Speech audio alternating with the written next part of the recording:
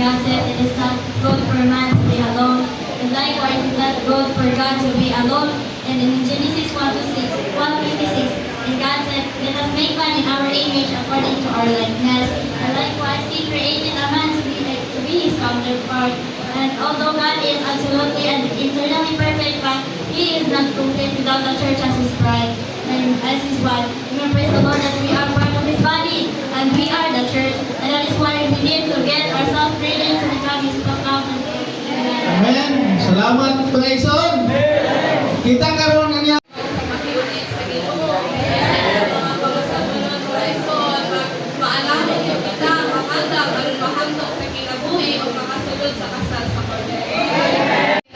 Ang Diyos na ginahanglan gid siya kagikas. Wala ang as pangasawon ni Kristo mahimo kitang anda mga igsoon. Ang pagkaanda mahimo makahiblos data diya sa Entire Bible is the building of the bride of Christ. And as the bride, we must pursue to be mature in life and we build together. And what we need is a flowing of life that transform us and enable us to be one with God. Nakaputang dito sa Houston Tigong sa Iglesia mga Exod, makatigaw dito sa panihapon sa kasal sa Cordero. Amen nga sa panihapon din sa kasal sa Cordero mga Exod, makakaibulas sunod sa bahan ni Cristo mga Exod. sunod mga igsoon ang atong Dios andam na siyang mga sawa mga igsoon. Para po na mga igsoon kita putuha andam pukhata mga igsoon. Kita kinahanglan gid nga ma-mature kita sa kinabuhi mga igsoon. Aron sa pag-abot sa kasal sa Cordero mahimo ta qualified na iyang pangasawan mga igsoon. Adlaw-adlaw unta ato isulog si Kristo basit ato ang biste aron sa pag-abot sa kasal sa Cordero mahimo ta kangayan mga igsoon. Lord nga ang Diyos na kinahanglan siya kapikas nga mao ang iglesia mga igsoon. Kompleto niya mga igsoon. Praise the Lord nga we as the church was producing Christ's resurrection. Ug sa pagkamatay niya nakagula ang Diyos ng kinabuhi ug nanaan niya.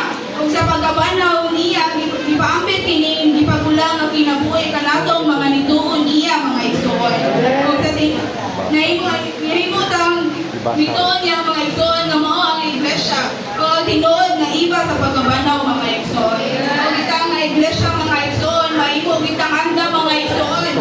Mahimo kitang magpaibulo ang buhat sa tanang buhat ni Kristo mga igsoon. Mahimo tang mutubo og with Jesus. Mahimo tang mutubo og maamtong sa Dios ng kinabuhi mga igsoon. O ang kinahanglan po niya nga matukod ta sa usab-usa mga igsoon. We should love one another mga igsoon because love is the greatest foundation of the church mga igsoon. Lord, in the book of Genesis chapter 12 verse 18 mga igsoon, and Jehovah God said, it is not good for man to be alone, and I will make him a helper as his counterpart. Hallelujah, that God desires to have a both Adam and Eve. And therefore mga igsoon, and there's a need for us to get married, to have a counterpart mga igsoon, because God does not want us to be alone. And there's a need for us to have a companion, like a counterpart mga igsoon. And just like God, He wants Christ in the church to have dominion because it was not good for God to be alone in Christ. So without the church, He is incomplete. Therefore, we need to have a counterpart, which is the church. Salamat kayo sa Ginoong Ngayson nga kita karon. Sa diyan sinati patang Ngayson, mo toy giingon nga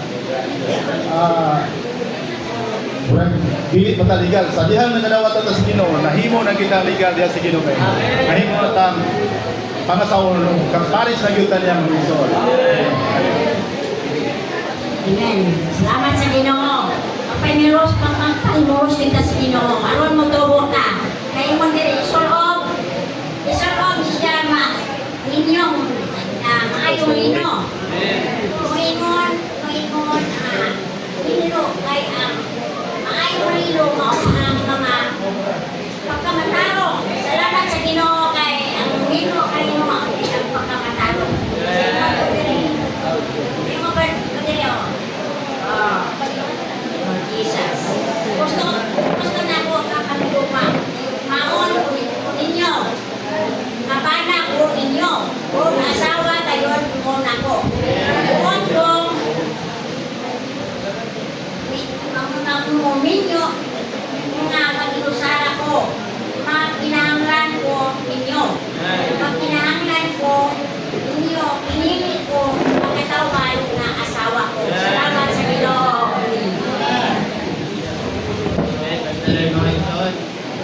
Magandang din lang ano naman sa alok para makasunod ka sa kasado ko niya mga kawan. Hindi kaya sa ibang kawalay na wala naman daw wala sila nakasunod sa kasado ko niya mga kawan. Ay, ganang ginamagsoon. Kung matapong ta sa hustong tigong sa iglesia, makatilaw ta sa panihapon sa kasal sa Cordero. Ang pera sa kasal, giandan sa Diyos Amahan, alam sa iyang mga anak. Ayan, salamat sa Ginoo mga igsoon. Nalagyan ta. Ipatahuman dahil ka ni Kristo, aron manimot ang pagkasawalan niya. Ang iglesia, mao ang asawa ni Kristo. Si Kristo, mao atong bata.